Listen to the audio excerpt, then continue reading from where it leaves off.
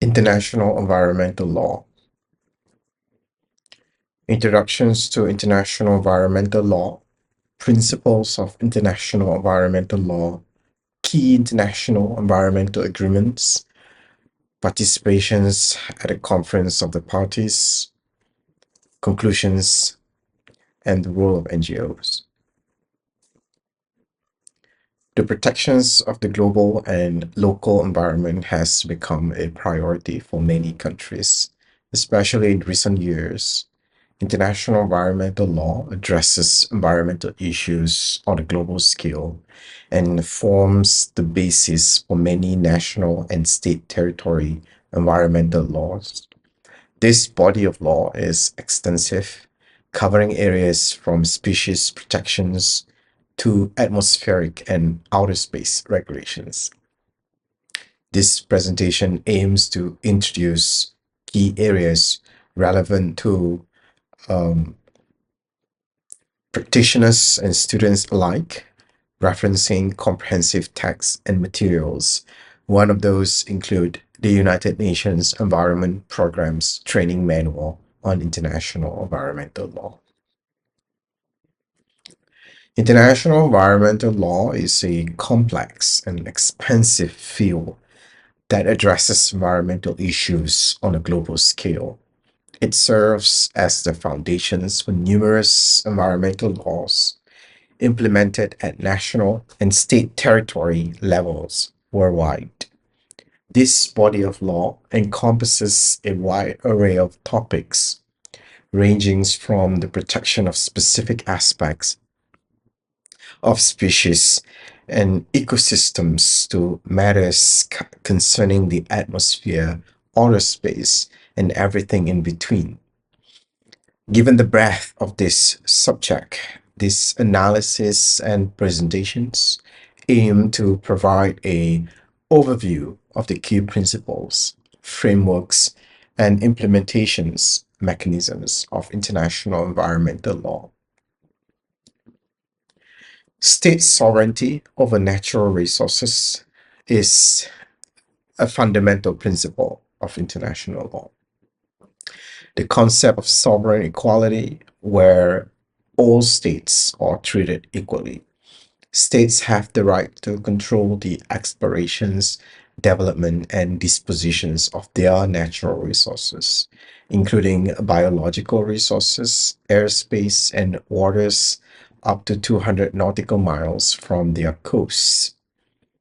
This principle supports the rights of colonized countries to benefit from resource exploitations within their jurisdictions and to alter inequitable legal arrangements with foreign investors. However, state sovereignty is increasingly limited by emerging principles and established norms, particularly concerning natural and cultural heritage. State sovereignty is a cornerstone of international law. It affirms that states have the right to control the explorations, development, and dispositions of its resources. This principle is enshrined in various international declarations and conventions, which include Stockholm Declarations of 1972 and the Rio Declarations of 1992. It includes the right to manage resources within a state's airspace and waters up to 200 nautical miles from the coast. This sovereignty is balanced by the responsibility to ensure that activities within a state's jurisdictions do not cause environmental harm to other states or areas beyond national jurisdiction. The principle of state sovereignty is a general principle of international law. The principle of permanent sovereignty supports the rights of colonized country to enjoy benefits of resource exploitations within their jurisdictions. States are generally held responsible for breaches of their international obligations, including those related to environmental protections. This principle is supported by international case law, such as the Corfu Channel case between United Kingdom and versus Albania, and the Chozhou factory case between Germany versus Poland. The International Law Commission's draft articles on responsibility of states for internationally wrongful acts further codify these principles. Although the extent of liability, especially concerning non-state actors, remains a developing area. States' responsibility for breaches of international environmental law. States are generally responsible for these breaches, including those on international environmental law. It is codified according to, especially regarding non-state actors and liability for harm. The International Law Commission's ILC has attempted to codify state responsibility through draft articles, which have been commended by the United Nations General Assembly and cited by International Court of Justice, the ICJ. With regard to transboundary harm, states have an obligation not to allow activities within their territory to cause environmental damage to other states or areas beyond their national jurisdictions. This principle is rooted in the common law maxim sic uter tu ut alienum non laedas. Use your property in such a manner as not to injure that of another. It is widely accepted and reflected in international agreements like the Rio Declarations and the United Nations Conventions on the Law of the Sea. States must not use their territory in ways that harm other states' interests, including their environment. This principle is rooted in common law, and it is widely accepted and supported by international agreements and judicial decisions. This principle of the duty to prevent transboundary harm, which has its roots in common law doctrine of nuisance, requires states to prevent, reduce, and control the risk of environmental harm to other states. It is now considered a part of customary international law and has been affirmed in numerous international agreements and declarations. A landmark case that established this principle is the Trail Smelter Arbitrations, United States versus Canada in 1941. In this case, fumes from a smelter in Trail, British Columbia, were causing damage in the state of Washington, USA. The arbitral tribunal held that no state has the right to use or permit the use of its territory in such a manner as to cause injury by fumes in or to the territory of another or the properties of persons therein. When the case is of serious consequence and injury is established by clear and convincing evidence. Sustainable development integrates environmental protections with economic and social development.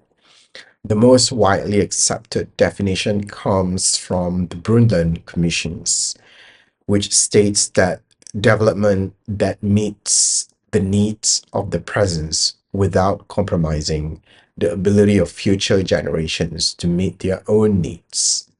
This principle is embedded in numerous international instruments, including Rio Declarations and the Johannesburg Declarations on Sustainable Development. This sustainable development requires considering the environment in all policies and activities, promoting economic development and peace. The Brundtland Commission defines it as development that meets present needs without compromising future generations' ability to meet their own needs. International environmental law emphasizes the need for states to cooperate in addressing environmental issues. This includes obligations to notify, consult, and seek consent from other states potentially affected by environment decisions. Cooperation is essential for managing shared resources and addressing transboundary environmental challenges.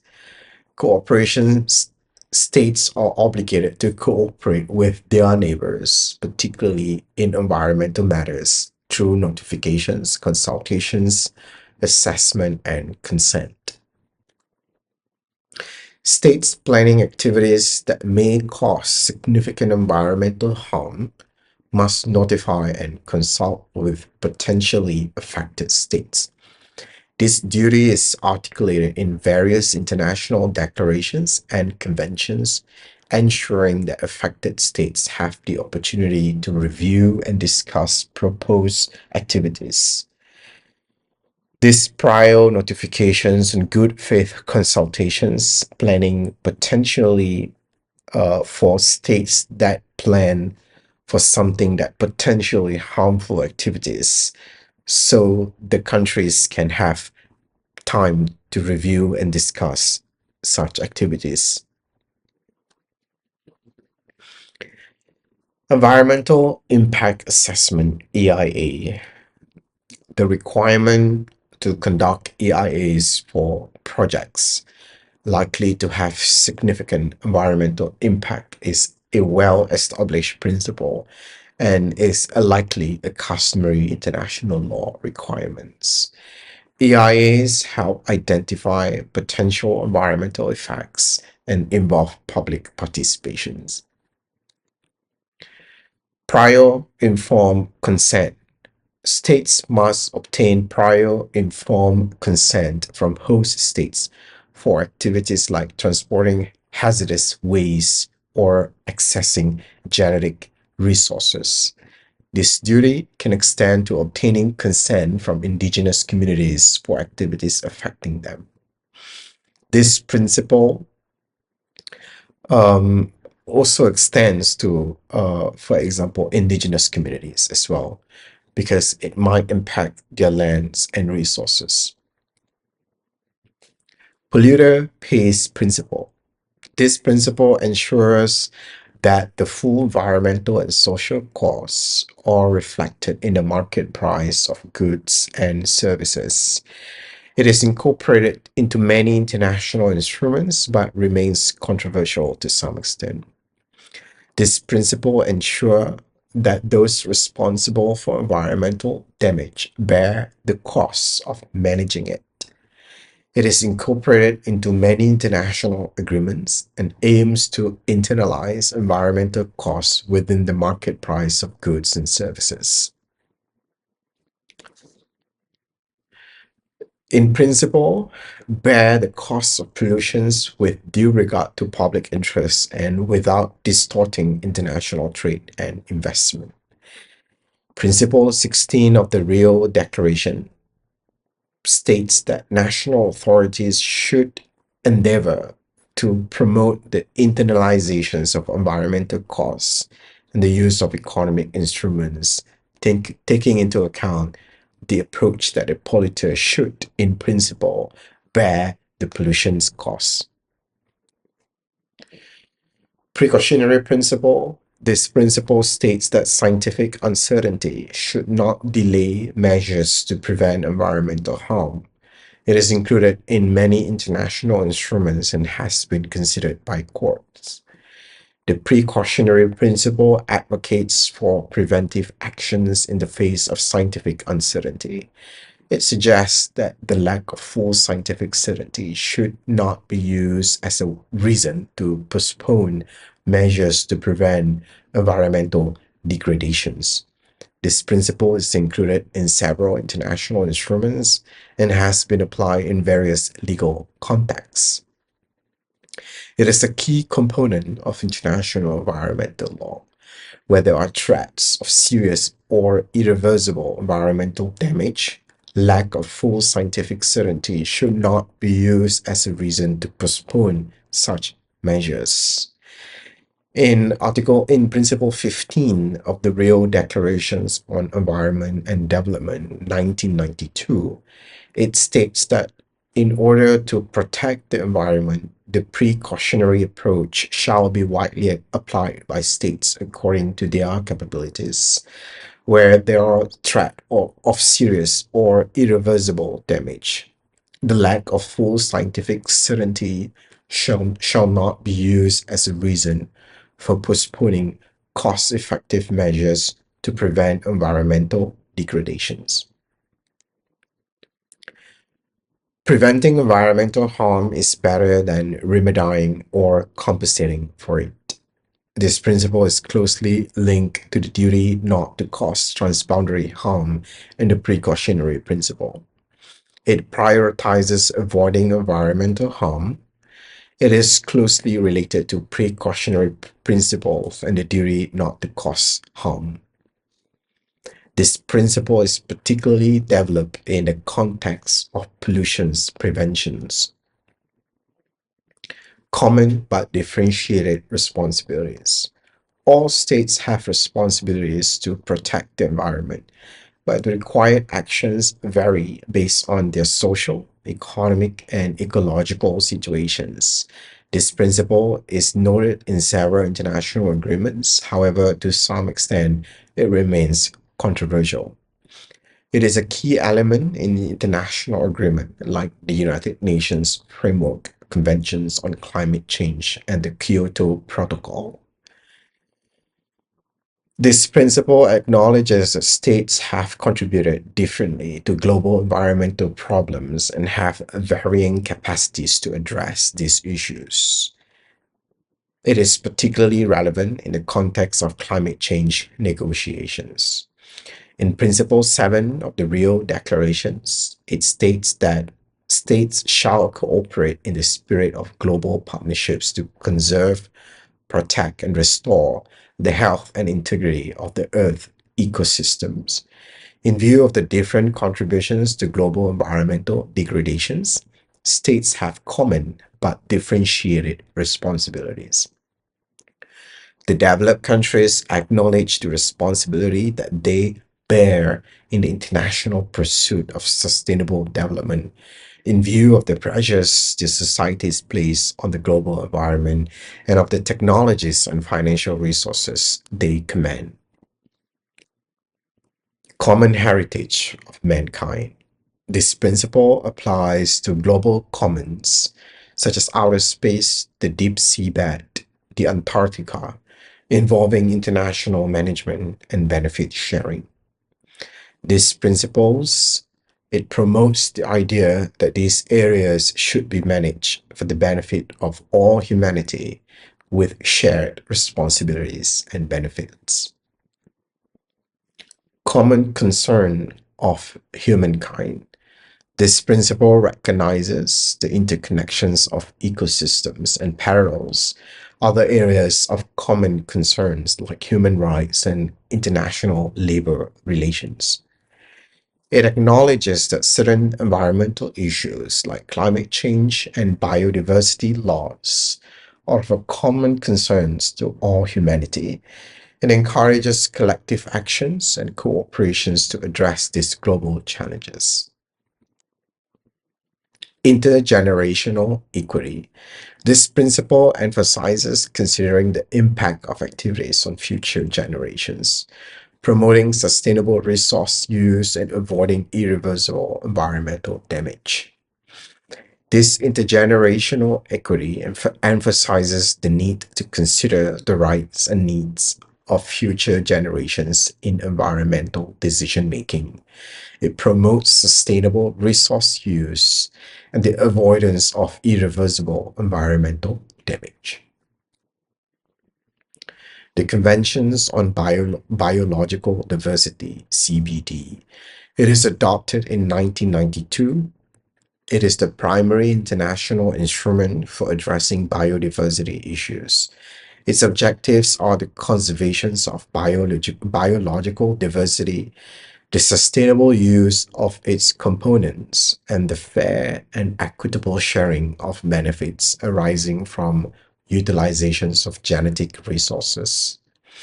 The key provisions of these conventions, among others, such as Article 6, It requires parties to develop national strategies, plans, or programs for the conservation and sustainable use of biological diversity. Article 8 outlines measures for in situ conservations, including the establishment of protected areas and the regulations of biological resources. Article 15 addresses access to genetic resources. It recognizes the sovereign rights of states over their natural resources. The Cartagena Protocol on Biodiversity aims to ensure the safe handling, transport, and use of living modified organisms resulting from modern biotechnology. The Nagoya Protocol on Access and Benefit Sharing, 2010, provides a transparent legal framework for the fair and equitable sharing of benefits arising out of the utilizations of genetic resources. The Cartagena Protocol on Biosafety 2000 aims to ensure the safe handling, transport, and use of living modified organisms resulting from modern biotechnology. This protocol ensures the safe transfer, handling, and use of living modified organism (LMOs) that may affect biodiversity, focusing on transboundary movements. The Ramsar Conventions on Wetlands is an international treaty that aims to conserve wetlands of international importance. The Ramsar Conventions is a key agreement for protecting wetlands, which are important habitats for a wide range of species and play a vital role in regulating water cycles and providing other ecosystem services. Conventions on International Trade in Endangered Species, CITES. It entered into force in 1975, which aims to ensure that international trade in specimens of wild animals and plants does not threaten their survival. It works by subjecting international trade in specimens of selected species to certain controls. These species are listed in three appendices. Appendix 1, species threatened with extinctions. Trade in these species is permitted only in exceptional circumstances. Appendix number 2, species not necessarily threatened with extinctions, but their trade must be controlled to ensure their survival. Appendix number 3, species protected in at least one country, which has asked other CITES parties for assistance in controlling the trade. Bonn Conventions on Migratory Species. The Conventions on Conservation of Migratory Species of Wild Animals, CMS, aims to conserve migratory species across their range. 1972 Conventions concerning the protections of the world cultural and natural heritage aims to identify and protect natural and cultural heritage sites of outstanding universal value. The conventions is a key agreement for protecting sites that are considered to be of exceptional importance to humanity. The World Heritage Conventions. The United Nations Conventions and the Law of the Sea, the UNCLOS, often referred to as the Constitutions for the Oceans, provides a comprehensive regime of law and order in the world's oceans and seas. It governs all aspects of ocean space, such as delimitations, environmental control, marine scientific research, economic and commercial activities, transfer of technology, and the settlement of disputes relating to ocean matters. The key provisions of UNCLOS include establishes the regime of the exclusive economic zones, EEZ, extending up to 200 nautical miles from the baseline, and provides for the protections and preservations of the marine environment. It also imposes in Article 192 general obligations on states to protect and preserve the marine environment. Whereas the Marine Pollutions Conventions, MARPOL, and the London Conventions. These conventions sets up an international regime for the prevention of pollutions from ships as a result of routine operational discharges and accidental pollutions incidents. Its six annexes regulate the discharge from ships of oil, noxious liquid substances in bulk, harmful packaged substances, sewage, garbage, and air pollutions. The Conventions on the Prevention of Marine Pollutions by Dumping of Waste and Other Matter, the London Conventions, regulates the dumping of waste at sea through two of its lists. Annex number 1, lease materials that cannot be dumped at sea at all. And Annex number 2, lease materials that can be dumped only in accordance with a permit. The 1996 Protocol to the London Conventions prohibits all dumping of waste at sea, except for those substances listed in Annex number 1 to the Protocol. United Nations Framework Conventions on Climate Change, UNFCCC, and the Paris Agreement. UNFCCC, adopted in 1992, provides the framework for international cooperations to combat climate change by limiting average global temperature increases and coping with impacts that were by then inevitable.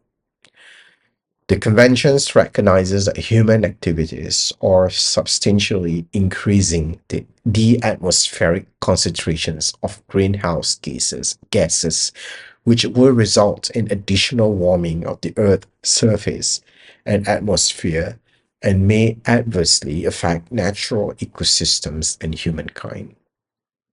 Whereas the Paris Agreement, adopted in 2015, builds upon this UNFCCC and brings all nations into a common cause to undertake ambitious efforts to combat climate change and adapt to its effects.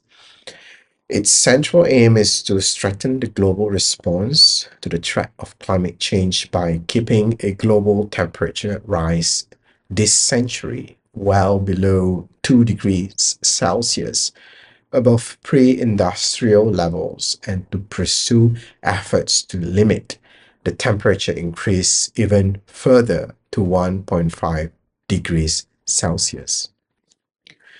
The key provisions of the Paris Agreement include Article number 2 sets out the goal of limiting global temperature increase to well below 2 Celsius degree above pre-industrial levels and pursuing efforts to limit the increase to 1.5 Celsius degree.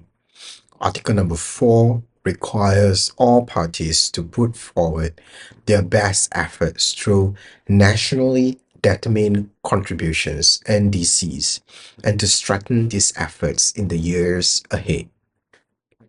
Article number 7 establishes a global goal on adaptations to enhance adaptive capacity, strengthens resilience, and reduce vulnerability to climate change.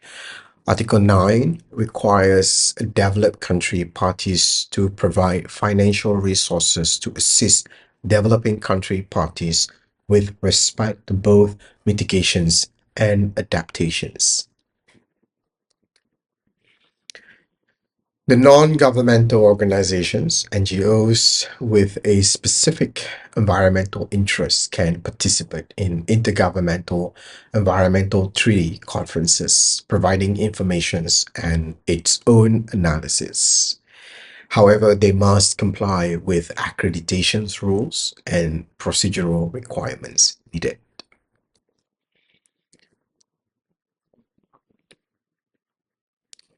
The United Nations Environment Programme, UNEP, and International Union for Conservation of Nature, IUCN, are among the important organizations that help contribute with environmental progress.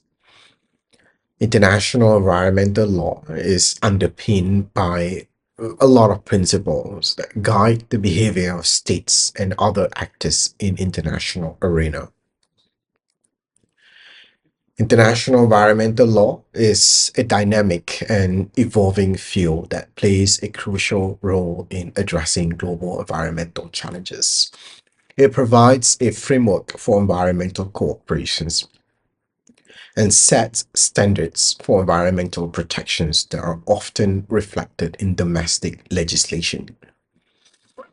International environmental law addresses environmental issues on a global scale. It provides foundations for numerous environmental laws, which are implemented at both the national and international level.